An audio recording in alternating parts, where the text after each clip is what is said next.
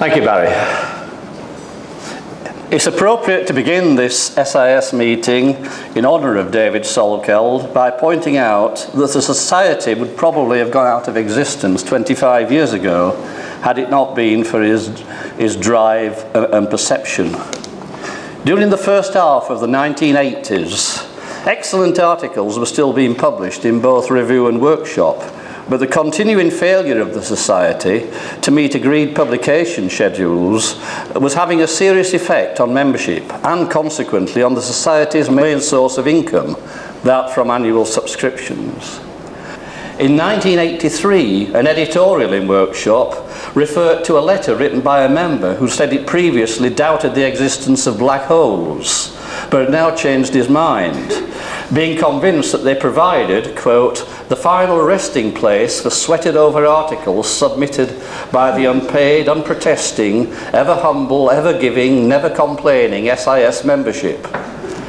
The editorial continued, well, we'll come clean. Workshop has not been appearing as regularly as it did, and there's consequently a backlog of contributions awaiting print. However, it then went on to reassure members that action had been taken to rectify the problems. This action consisted largely of buying in-house typesetting equipment funded by a special appeal to members. Unfortunately, the new equipment made little difference.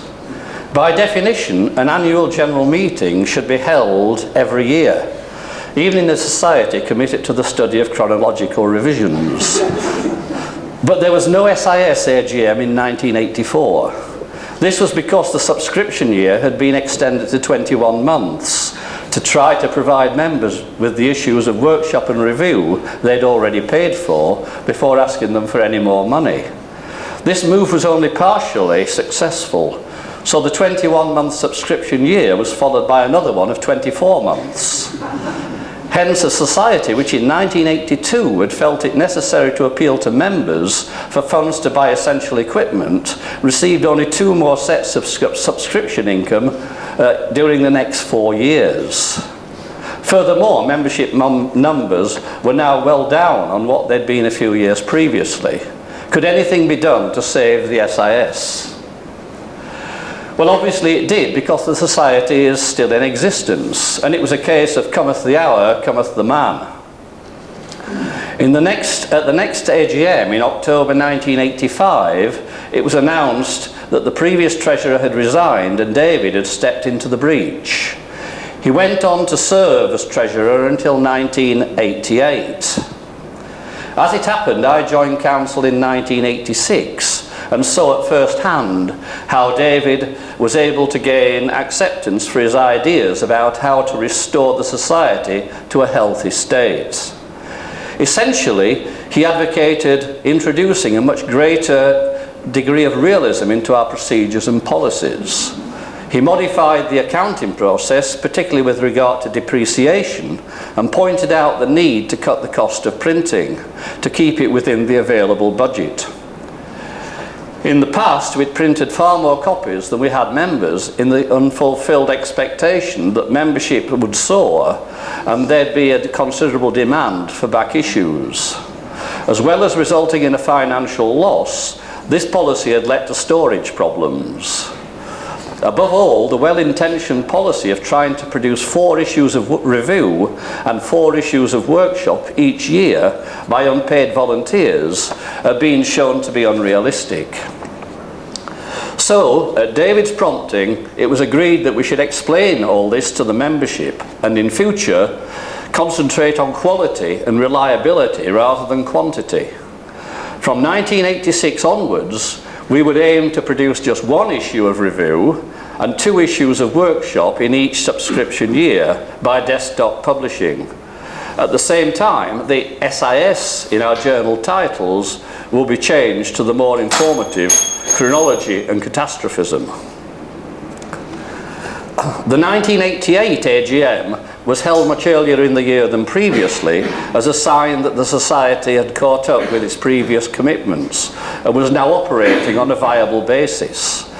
The chairman, Alan Newby, who'd been a willing party to David's reforms, acknowledged that the Society had been moribund his word, in recent years, but could now look forward to a more vigorous future. There was already clear evidence that lapsed members were returning to the fold. David resigned as treasurer later in the year to spend some time in Hong Kong, but he identified a successor in Eric Cooley, who took a similar approach to financial matters.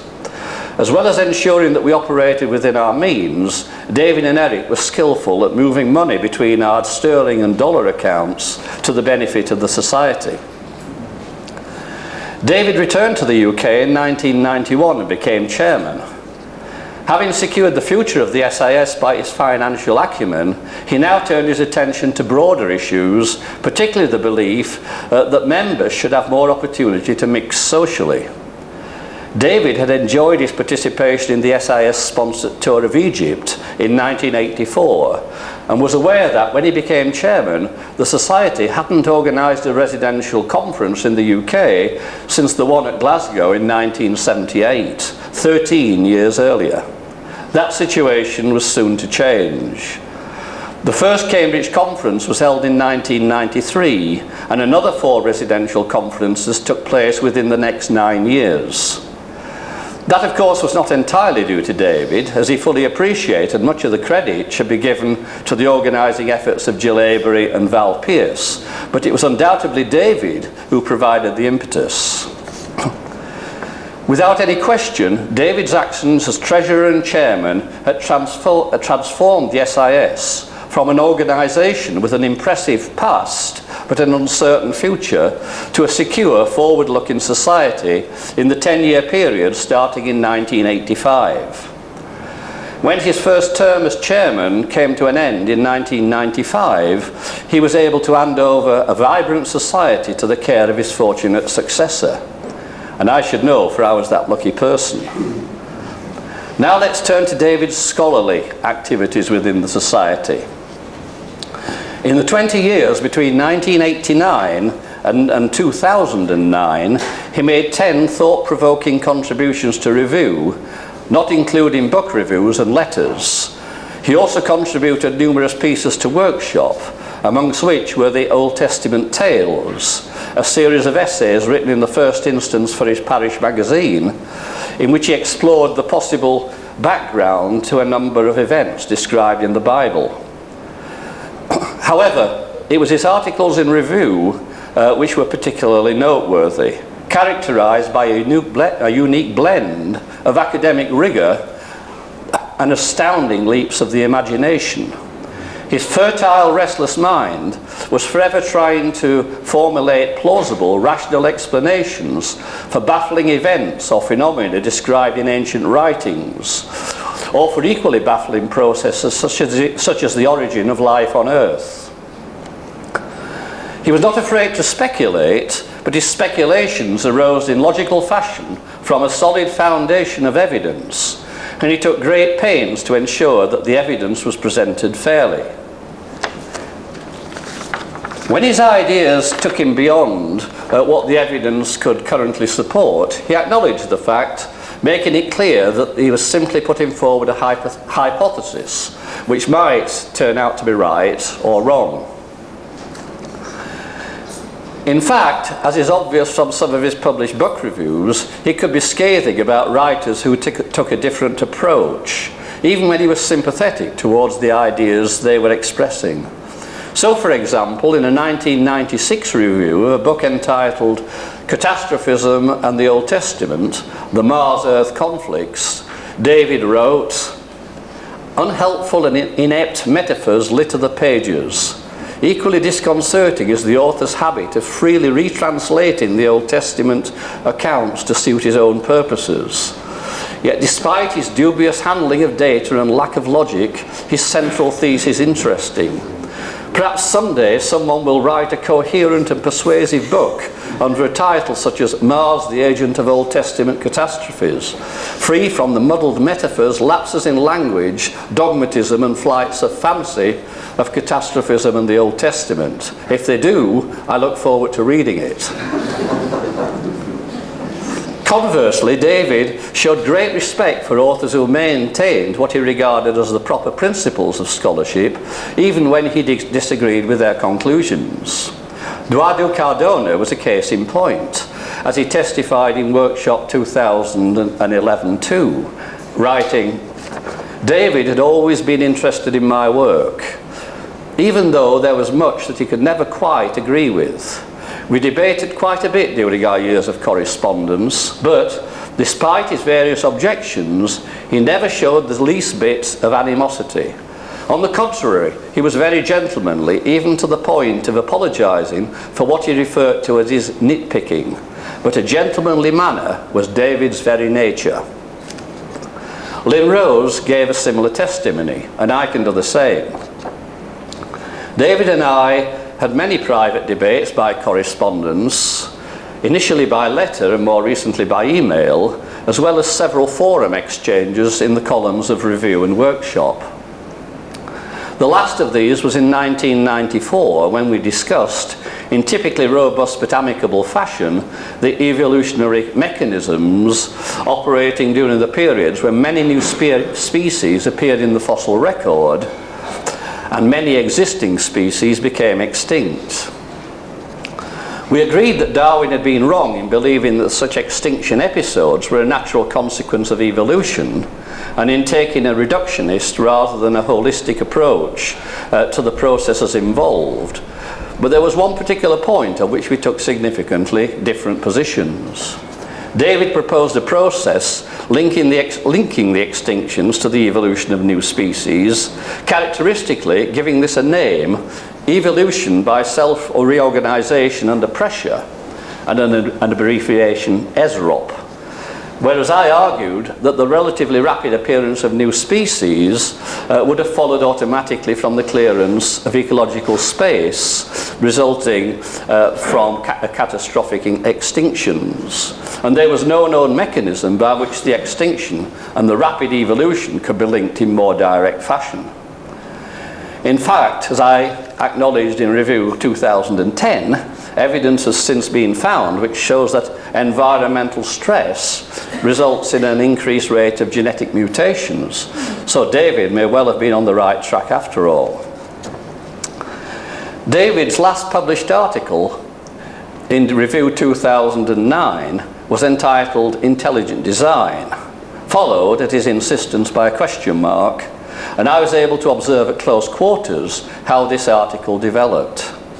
David had written drafts of a number of articles, I think it was 7, about processes which may have contributed to the origin of life on Earth, including one involving radio halos, one of his favourite topics. And he asked for advice as to how these various drafts might be combined into a single article. My first suggestion was that it would be more realistic to aim for 3 articles, but he rejected that thought out of hand and began sending me drafts of sections of the unified article, asking for my comments. In truth, I wasn't able to make much of a contribution because before I'd chance to make a proper response, he sent further drafts, and so it continued. Remember, at this time, David was 80 years old and was suffering from the effects of a stroke, yet his work rate was phenomenal. Then, at the final stage, with characteristic generosity, he offered to include my name on the paper as a co-author, which would have been totally inappropriate. All the ideas were his. I'd simply made a few comments and suggestions, mainly about presentational aspects. And so on to the topic of David as a friend of many people associated with the SIS and many others besides. His friendly nature will already be apparent from things I've said previously.